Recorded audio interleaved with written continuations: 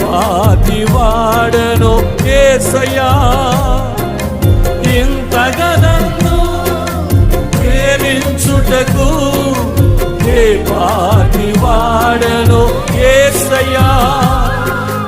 నీ కృపకు ఎల్లప్పుడు కృతజ్ఞుడను, నీ కృపకు ఎల్లప్పుడు కృతజ్ఞుడను. కృపయే కృపయే. ఆయన కృపను ఆరాధించాలనుకున్న ప్రతి ఒక్కరూ ఆయన కృపను నోరారా పలికి నీ కృపే అని చెప్పాలని ఆశపడేవారు ఆయన కృపను జ్ఞాపకం చేసుకుందాం.